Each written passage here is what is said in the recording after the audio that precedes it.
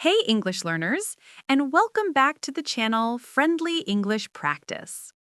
Have you ever walked into a busy, bustling cafe, finally made it to the counter, and then suddenly the words just disappeared? Maybe you ordered a large coffee, but you really wanted a venti caramel macchiato with almond milk? We've all been there.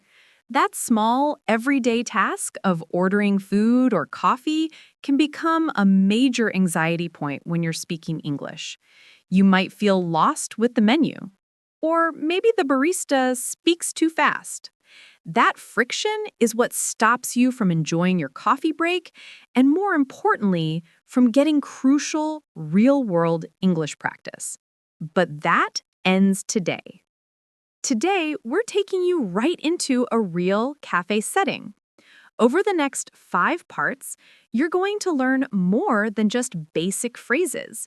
You'll gain confidence, unlock key phrases for customization, and understand the natural conversational flow so you can order your favorite drink like a native. Ready to get your perfect order every time? Let's start by decoding those tricky menus. Welcome to the counter. Before we even think about what we want, let's learn how to read and ask about the menu. In a cafe, the menu items are often specific. Don't be afraid to ask for details. If you see a special, like the soup of the day or a pastry you don't recognize, you can ask, "What kind of soup do you have today? What's in the blueberry muffin? Do you have any dairy-free options for the chai latte?"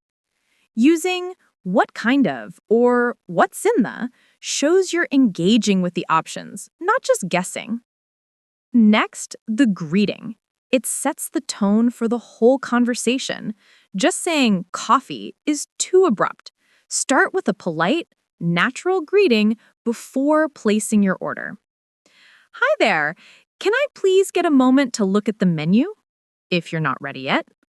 "Good morning. I'm ready to order whenever you are." Polite and ready. "Hello. How are you? I'd like to place an order." Friendly and engaging. Notice the tone. It's polite and uses phrases like "can I please" or "I'd like to." A great way to sound confident and discover something new is to ask for a recommendation. Baristas are experts, so use them. "What do you recommend today for a hot drink?" "I'm feeling like something sweet. What's your most popular dessert?" "What is the house specialty coffee?" This shows fluency and makes the interaction feel more like a friendly conversation than a simple transaction. Now that we know how to start the chat and decode the menu, let's move on to the most important part, placing your order clearly, specifying exactly what you want, and sounding like a total pro. All right, you've greeted the barista and you know exactly what you want. Now, let's focus on the crucial skill, placing your order clearly using the right structure. The best structure for ordering food or drink in English is usually quantity plus size plus item plus customization. For example, don't just say latte. Say, "I'd like one large skim milk latte, please." Here are some go-to phrases for clear order phrasing. "Could I have a medium hot chocolate, please?" "I'll take one small espresso. Thanks." "We need 2 slices of the carrot cake and a large lemonade." Using "could I have" or "I'll take" is natural, polite, and sounds incredibly confident. Now let's talk about customization. This is where fluent speakers really shine. You need to know the right vocabulary to make sure your order is perfect. When specifying preferences, add them right after the item, or use the structure with or without. Milk. Can I get a large iced coffee with oat milk? Temperature. I need a small cappuccino, but please make it extra hot. Sweetener. I'll take the berry smoothie, sugar-free please. Modifications. Could I have the sandwich without tomatoes and with extra cheese? If you have a complex order, it's totally fine to pause and state each part slowly. Confidence isn't about speed, it's about clarity. Finally, the barista might repeat your order back to you. This is your moment to check for accuracy. Listen carefully. If they say it correctly, you can respond with, "That's correct, thank you." Yes, exactly. If there's a mistake, don't panic. Politely correct them. Actually, I asked for the medium size, not the large. Sorry, I meant almond milk, not whole milk. You've successfully navigated the order. Next up is handling the payment and understanding common payment lingo. You've placed your perfect order, specified your customizations, and confirmed everything is correct. Great job. The next step is dealing with the payment, which is usually quick but involves specific vocabulary. Understanding payment options. The first question you'll hear is regarding the cost. You can ask directly, "How much is that? What's the total?" Once you know the amount, the server will usually ask you how you plan to pay. They might ask, "Will that be cash or card? Are you paying by card?" Your simple response should be, "Card please," or "I'll use my card." Cash, here you go. If you're paying with cash and need change, be clear.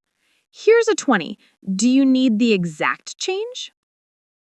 Tipping varies hugely by region, but it's important to understand the typical phrases. In many English-speaking countries, especially the US, you will be prompted to tip if paying by card. If the machine asks you to select an amount, you might hear, "Do you want to add a tip?" Your response could be, "Yes, let's do 15%, or "No, thank you." If you choose not to, when in doubt, it's polite to follow the local custom. Once payment is done, the server will tell you where to wait or how you'll receive your order. Listen for these phrases. "We'll call out your name, number when it's ready." Or, "Just wait by the counter, please." If you didn't give your name, you might need to ask, "What name should I give you?" Or, "Where should I wait?" When your name is called, for example, "Order for John," you can simply say, "That's me, thank you." You're almost done. In our final section, we'll tackle troubleshooting and the graceful exit. You've got your drink in hand, but what happens when something goes wrong or you need one last thing? Fluency isn't just about the initial order, it's about handling unexpected situations politely. Let's say your drink is wrong or something is missing. Approach the counter calmly and clearly state the issue using polite language. Mistake with the order. "Excuse me, I think there might be a mistake. I ordered an iced latte, but this is hot." Be specific and polite. Something missing. "I'm sorry to bother you, but I think I was missing the sugar for my coffee." Need a refill or napkin? "Could I please get a napkin?" Or, "Is it possible to get a refill on the black coffee?" Use phrases like, "I think there might be a mistake," or "I'm sorry to bother you," to keep the interaction positive and respectful.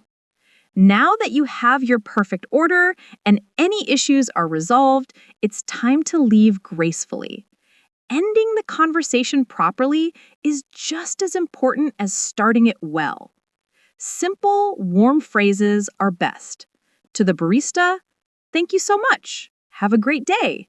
If you loved the order, "This looks delicious. Thanks for the great service." Never underestimate the power of a simple thank you and a genuine smile. So, there you have it. You are now fully equipped to walk into any cafe, decode the menu, order confidently, customize like a pro, and handle any bumps in the road. Remember, the key to mastering these conversations is practice. Go try ordering your next cup of coffee using one of the new phrases you learned today. If this video helped you, please hit that like button and subscribe for more practical English lessons. And here's your homework. What is your favorite coffee order? Tell me in the comments below using the full, descriptive language we practiced today. Keep practicing your English, and I'll see you in the next video.